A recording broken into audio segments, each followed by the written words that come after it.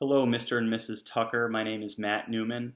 I'm your financial advisor, and I'd like to take our brief conversation today to discuss your financial plan that I have been working on.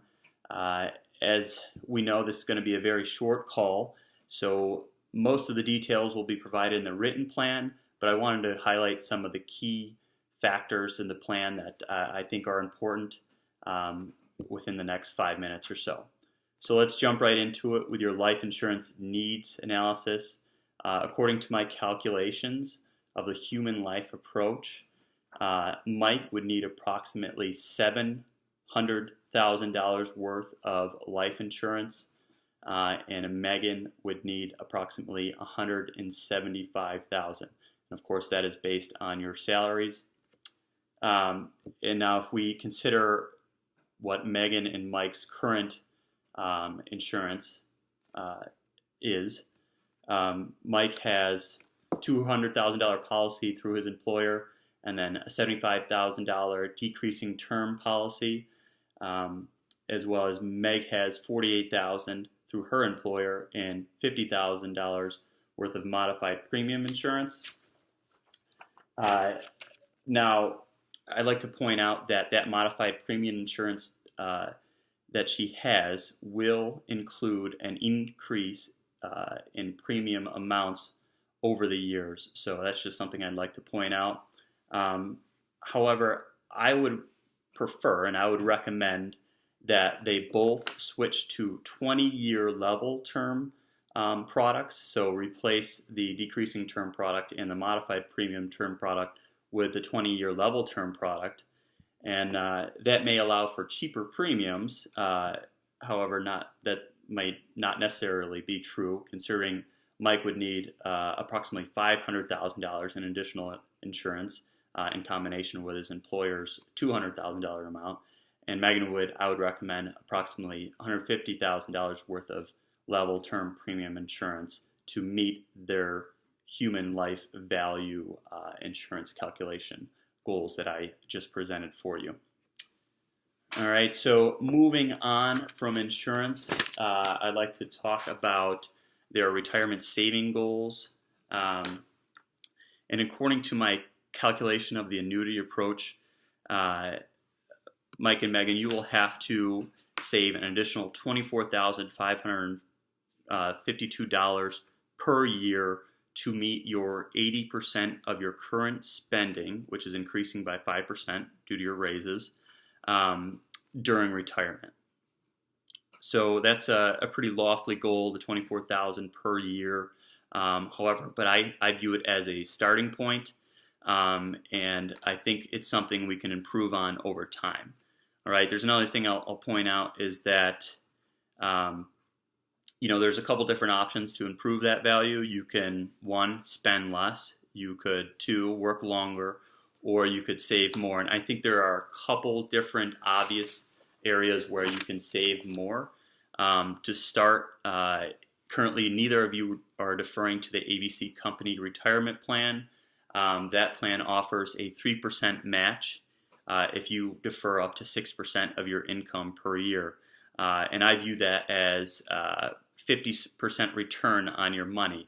So Michael and Megan could defer 6%, and that would be an additional $37,020 per year from the company. And that would greatly help that retirement number increase. That's free money, like I said. And I would actually recommend going beyond the 6% to obtain that company match. I would recommend starting at approximately 8%, which is their current free cash flow amount or surplus cash flow amount.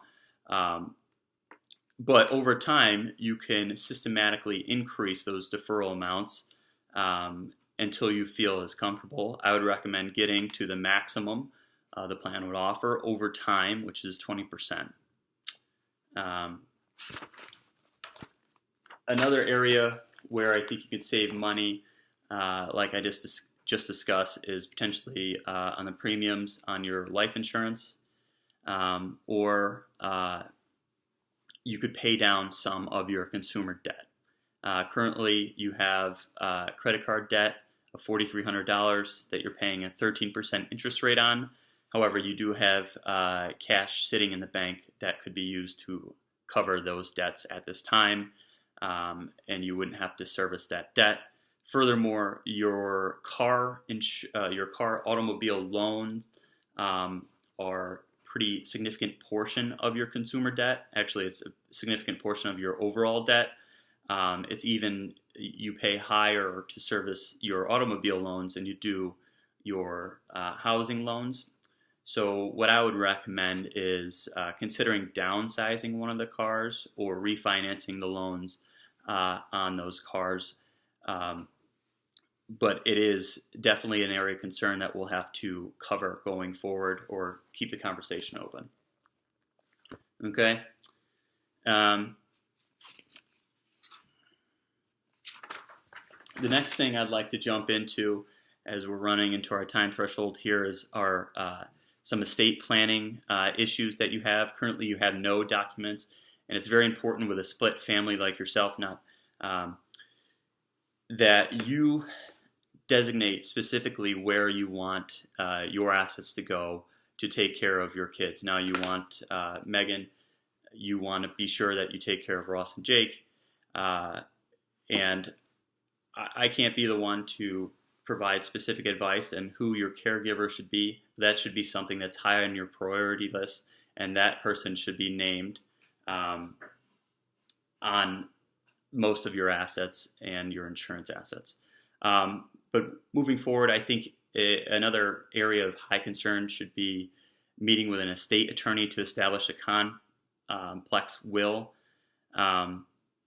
which will allow you to define exactly where your assets go, to which caregiver to take care of your kids, and so on. Also, I would recommend a durable power of attorney that that person would allow the other. Basically, I would recommend you name each other the durable power of attorney, and then you guys would make those medical decisions, or sorry, you would make those financial decisions if one of you were to become incapacitated. And similarly, a healthcare proxy, which I got ahead of myself, is the person who would be making the medical decisions if something were to happen to you or you were to become incapacitated. All right. Moving forward, I think the last thing I want to briefly touch on is your current investments from a general perspective. That is, Megan, you describe yourself as a moderate investor. However, currently you're allocated in approximately, over 90% in equities, which are majority growth oriented.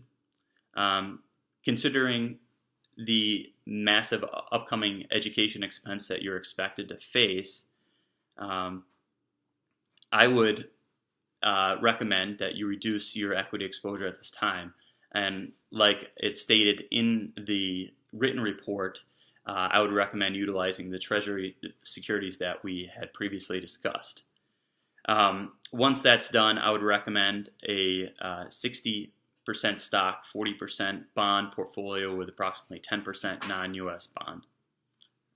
non-U.S. stock holdings. As for Michael, the major thing I want to touch on is his use of margin debt to purchase derivative securities. I just generally feel this is not necessary. I understand that using derivative securities appropriately could be a way to reduce the overall risk of our portfolio.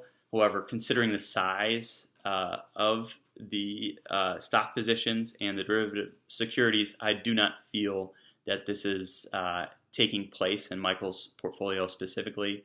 So I would recommend closing the margin account, paying off that margin debt, and selling the specific equities in the account, and rediversifying that into the mutual funds. Also, I wanted to point out that over 50% of that ML brokerage portfolio is allocated to cash and fixed income securities. Now, Michael, you announce yourself as a moderate to aggressive investor. However, over half of your portfolio is in fixed income or cash. So given that, I would definitely recommend a reallocation. And in doing so, selling the Treasury securities, you would realize a capital loss, which could be carried forward against any capital gains during the reallocation. Ultimately, I would recommend getting down to a 20% fixed income holding with 80% in equities and approximately 50% in non-US. Well, that's all we have the time for today. So we will follow up for sure after you receive the written copy of the plan, and then we'll have a full meeting that discusses all the nuances of the plan. Thank you.